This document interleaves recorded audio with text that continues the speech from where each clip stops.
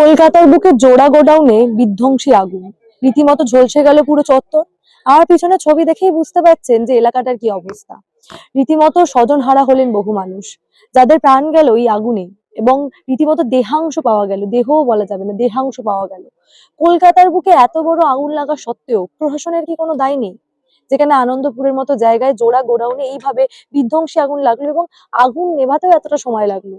সত্যি সত্যি কি আমাদের দমকল ব্যবস্থা ঠিক আছে? এবং সর্বোপরি আমাদের রাজ্যের মুখ্যমন্ত্রী তিনি এই বিষয়টা নিয়ে এখনো তিনি এলাকাস্থলে পৌঁছালেন না ঘটনাস্থল পরিদর্শন করতে। যেখানে আমরা জানি মুখ্যমন্ত্রী সঙ্গে সঙ্গে বিভিন্ন জায়গায় পৌঁছে যান। যখন প্রতীক জৈনের বাড়িতে ইডি রেড হলো, মুখ্যমন্ত্রী সবার আগে পৌঁছে গেছিলেন। এখানে কলকাতার বুকে আনন্দপুরে এত বড় একটা দুর্ঘটনা ঘটে গেল, সেখানে এখনো পর্যন্ত এসে উপস্থিত হলেন না এই রাজ্যের মুখ্যমন্ত্রী। সত্যি কি বলে দিতে হয় তাহলে মুখ্যমন্ত্রীর কাছে কোনটা বেশি গুরুত্বপূর্ণ?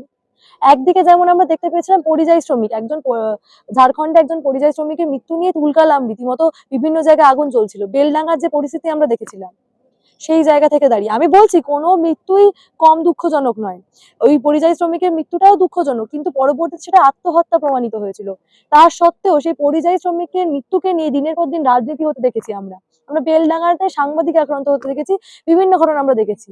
সেই সমস্ত কিছু মাথায় রাখলে যখন কলকাতার বুকে একটা এত বড় ঘটনা, একটা বিধ্বংসী আগুন লাগলো যেখানে বর্তমানে এই পরিস্থিতি, সেই ঘটনার পর কেন চুপ রয়েছেন এই রাজ্যের মুখ্যমন্ত্রী? যদিও তিনি এখনো বলেছেন ক্ষতিপূরণ দেওয়ার কথা তিনি সিঙ্গুর থেকে ঘোষণা করে দিয়েছেন, কিন্তু কেবলমাত্র কি ক্ষতিপূরণ ঘোষণা করে দিলে হয়ে যায়? সমস্ত দায় মিটে যায়? এই যে বিধ্বংসী আগুন লাগার কথা, যেখানে বারবার প্রমাণিত হচ্ছে যে বেআইনি নির্মাণের জন্য এটা ঘটনা ঘটেছে বা অন্যান্য অভিযোগ উঠে আসছে, সেই সমস্ত কিছু খতিয়ে দেখতে খোদ একবার আসবেন না এই রাজ্যের মুখ্যমন্ত্রী? এই বিষয় নিয়ে কি বলছেন এলাকাবাসী এবং যারা নিজের পরিবারের সদস্যকে হারিয়েছেন, কি বলছেন তারা? তাদের বক্তব্য তাদের মুখেই শুনুন। আমার মামার ছেলে, ছোট ছেলে মারা গেছে, 3 ছেলে ছোট ছেলে মারা গেছে এবং তার মেজো ছেলের ছোট ছেলে মারা গেছে।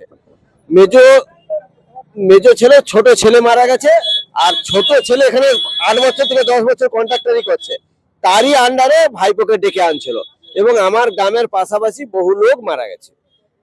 এত বড় ঘটনা ঘটে গেল, মুখ্যমন্ত্রী এখনো এলেন না? মুখ্যমন্ত্রী চত্বরে আসেনি এ পর্যন্ত। শোনা যাচ্ছে টিভিতে, সে সিঙ্গুরে আছে নাকি, টিভিতে যা বলতেছে যে আমি 10 লাখ টাকা করে দেবো এবং একটা সিপি কে চাকরি দেবো। এই পর্যন্ত তাদের কোনো পাত্তা নাই। তবে এই প্রথম দিন আমি এসেছিলাম এখানে, বা ওই পাঠিয়ে বেশি ঢুকিয়ে মানে বিস্কুট টিস্কুট বা হয়তো জল টল দিয়েছিল, 4টার সময় ভাত দিয়েছিল, এই পর্যন্ত। এই গন্তব্যস্থলে আমাদেরকে প্রথম দিন যে আসছি গন্তব্যস্থলে ঢুকতে দেয়নি, আগুন জেলে রাখছিল, কেউ ঢুকতে পারেনি। হ্যাঁ, ওই পাশের যে গেটটাতে এখান থেকে ঢুকা হবে না, এখান থেকে ঢুকা হবে না। এই পিছন দিয়ে যে একটা আছে পেপসি কারখানা, ওর সাইডে একটা ছোট করে শোরুম, ওইখানেই চত্বরেই বেশি মানুষ শুয়ে থাকতো আর কি। ওখানে আগুন জ্বলে রাখছে, বা দমকল বাহিনী পেপসিতে জল দিচ্ছে কিন্তু ওখানে জল দেয়নি। এত ঘন্টা আমরা কাটিয়ে গেছি, হ্যাঁ, তবু জল দেয়নি। হ্যাঁ, আর এবং যদি 3টার সময়, যেহেতু দমকল পুলিশ বাহিনী, টিভিতে আমি দেখছি যে 3টার সময় আমরা সংবাদ পাচ্ছি, তারা ভোরবেলা এসে মানে এখানে দমকল বাহিনী ঠেকছে এবং জল দেওয়া চালুটা করছে 6টার সময়। এটা কি কারণ? এটা পি প্ল্যান, যাতে চুয়ে যায়, ছাই হয়ে যায়। এটা মালিক পক্ষ থেকে, আমি মালিক পক্ষকে দায়ী করব। কিন্তু কলকাতার বুকে এত বড় অগ্নিকাণ্ড ঘটে গেল, কদিন আগে একটা পরিযায়ী শ্রমিকের মৃত্যু নিয়ে এত কিছু হলো, এত লোক মারা গেল, প্রশাসন কিছু করছে না, কোনো দায় নিচ্ছে না? না না না, কোনো কিছু দায় নিচ্ছে না। তো কোনো তো সেদিনও কোনো সাহায্য করেনি যে আমরা আগুন নিভিয়ে দিচ্ছি, আপনারা প্রবেশ করুন, আপনাদের যদি পরিবারের আদা পুরাও যদি থাকে, মারা যাবেই, আদা পুরাও যদি থাকে, আপনারা যদি একটা করতে পারেন বের করে আনুন, তাও করেনি। বারুইপুর হাসপাতালে যে ডিএনএ টেস্ট চলছিল, আপনাদের পরিবার থেকে?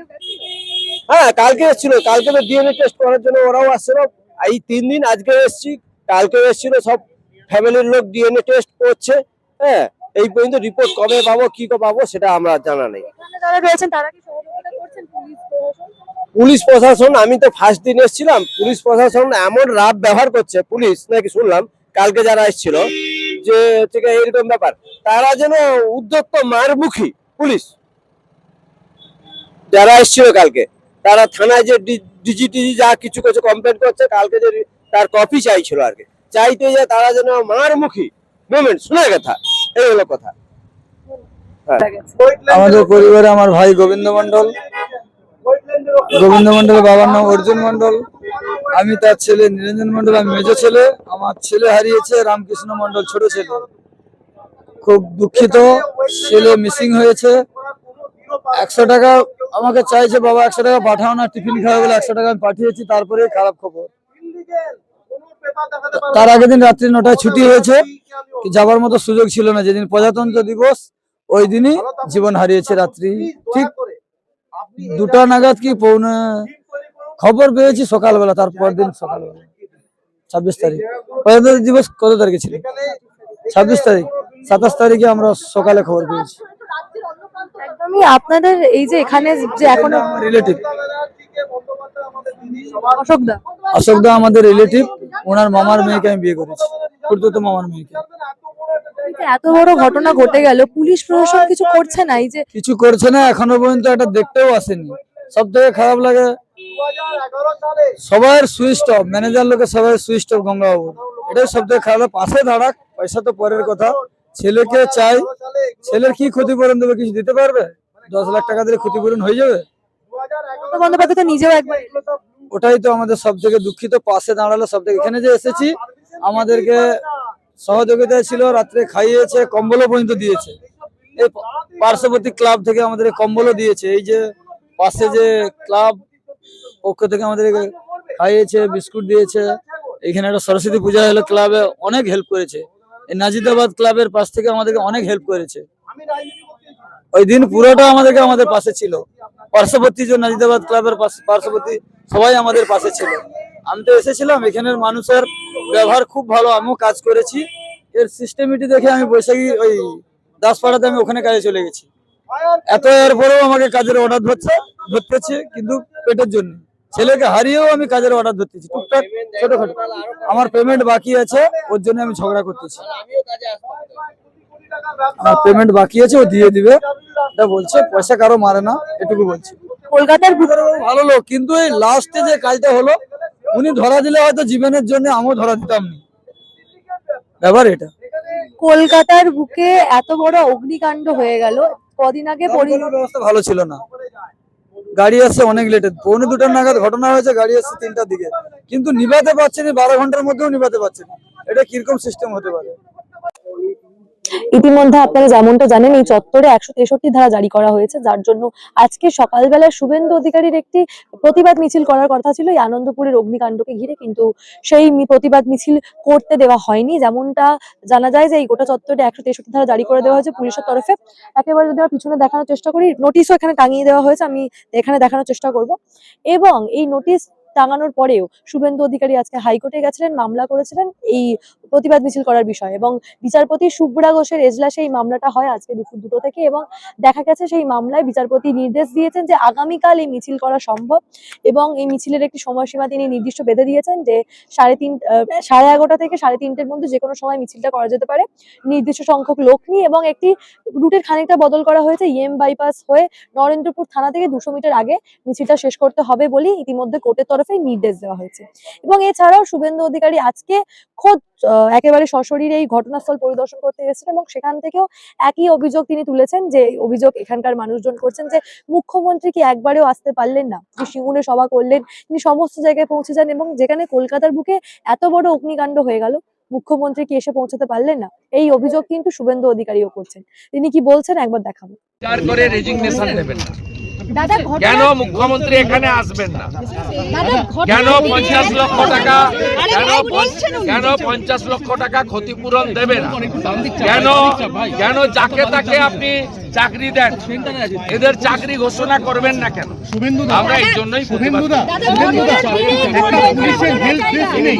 একটা পুলিশের হেল্প ডেস্ক নেই, 23 জন মারা গেছে, এখন পুলিশের একটা এই সংখ্যা অনেক লম্বা হবে, আমার বলতে অসুবিধা নেই।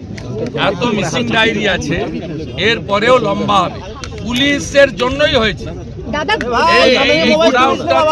আপনি বলুন তো, এখানে ওয়েটল্যান্ডে কেন এগুলো হবে? এটা জলাভূমি। মাননীয় বিচারপতি অমদার সিনহার কোর্টে কেস পেন্ডিং রয়েছে, সবাই জানে এটা ওয়েটল্যান্ড। এই ওয়েটল্যান্ডটা গত কয়েক বছর ধরে দেদার। দাদা সামনে আসেন। প্যাথেটিক কি দেখছেন কি দেখছেন প্যাথেটিক ভাব ভাব 26 জনের উপরে সরকার নেই সরকার মারা গেছে মমতা বন্দ্যোপাধ্যায় যা এখনো করবেন এলেন না। করুন। ক্যামেরা সরাও মমতা বন্দ্যোপাধ্যায় এখনো এলেন না। উনি আসবেন না, এটা তো ওনার ভোট ব্যাংক নয়, বিশেষ করে যারা মারা গেছে ভারতীয় জনগণের নয়। গোটা বিষয়টা আপনাদের সামনে তুলে ধরলাম। এবার আপনারাই বিবেচনা করুন, সত্যি কি আমরা কোনো ভুল কথা বলছি, বা এই যে মানুষগুলো যারা যে অভিযোগ করছে, একটা অভিযোগ কি ভুল? সত্যি সত্যি তো এত বড় আগুন লাগলো, বিধ্বংসী একটা আগুন, সে নেভাতে এত সময় লাগলো, তাহলে এতটা ভালো আমাদের দমকল ব্যবস্থা যে আগুন নেভাতে এত সময় লাগলো। এছাড়াও তারা যে অভিযোগ করছেন যে মমতা বন্দ্যোপাধ্যায় কেন এলেন না, সত্যিই তো একটা রাজ্যে যে ঘটনা ঘটছে তারা প্রত্যেকেই চাইবেন যে রাজ্যের মুখ্যমন্ত্রী তার প্রতি দায়বদ্ধ থাকুক, প্রশাসন দায়বদ্ধ থাকুক। এত বড় অগ্নিকাণ্ড তারা কি সত্যি সত্যি আশা করবেন না যে রাজ্যের মুখ্যমন্ত্রী একবার আসুক? এই বিষয় নিয়ে আপনারা কি ভাবছেন? আপনাদের মূল্যবান এবং গুরুত্বপূর্ণ মতামত অবশ্যই আমাকে জানাবেন দ্য নিউজ বাংলা কমেন্ট সেকশনে, এবং দেখতে থাকুন দ্য নিউজ বাংলা।